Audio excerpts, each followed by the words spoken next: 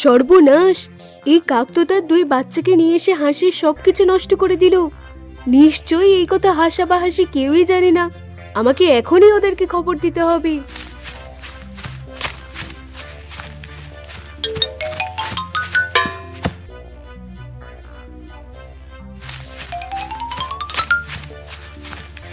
ওগো হাসার হাসি, তাড়াতাড়ি একটিবার এদিকে আসো। তোমাদের যে মহা সর্বনাশ হয়ে গেছে।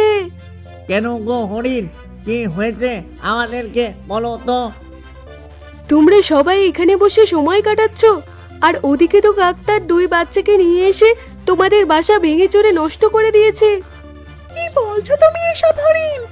কাককে তো আমি উপকার করেছি, ও কেন আমার ক্ষতি করবে? তুমি আমার কথা বিশ্বাস করছো না হাসি? আমি নিজের চোখে একটু আগে সবটা দেখে এসেছি। আমি তোমাকে শুরুতে বারবার না করেছিলাম যে ওই কাকের ডিমে তা দেওয়া দরকার নেই, কিন্তু তুমি তো আমার একটা কথাও শুনলে না। ওগো, এখন আমাদের কি হবে? এত কষ্ট করে বাসাটা তৈরি করলাম, এতদিন ধরে পরিশ্রম করে বাসায় এত খাবার জমালাম, তা সব কিছু কাক নষ্ট করে দিল। কি যে করব কিছুই তো বুঝতে পারছি না। আমার মন বলছে ওই কাক আর বাচ্চাদেরকে নিয়ে আবারও আমাদের বাসার ওপর আক্রমণ করবে। আমার মাথায় একটা দারুণ বুদ্ধি এসেছে। যদি তোমরা আমার কথা মতো কাজ করো, তাহলে ওই কাককে শায়েস্তা করা যাবে।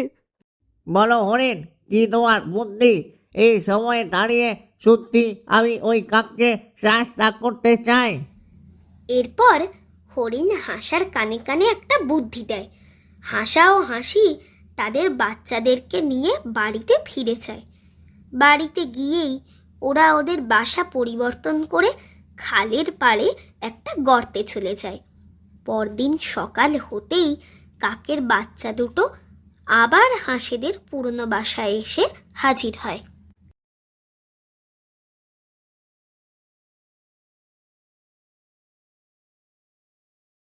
কি গো বাচ্চারা, তোমরা নিশ্চয় কালকের মতো আজকেও আমাদের বাড়ি ঘর ভাঙতে এসেছো?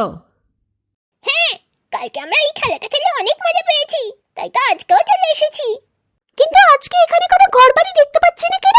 আমাদের তোমাদের ঘর দেখিয়ে দাও, আমরা সেই ঘর ভেঙে খেলা করব।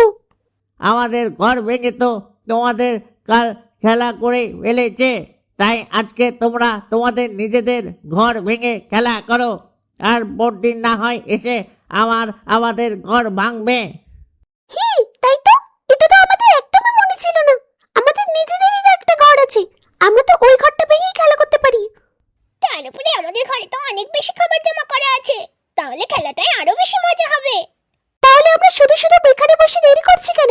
চল তাড়াতাড়ি আমরা বাড়িতে ফিরে যাই। বিকেল বেলা কাক গাছে ফিরে আসতেই যেন তার মাথায় আকাশ ভেঙে পড়ে। তার গোটা বাসা ভেঙে লণ্ডভণ্ড হয়ে আছে। বাসায় জমিয়ে রাখা খাবারের একটা দানাও দেখা যাচ্ছে না।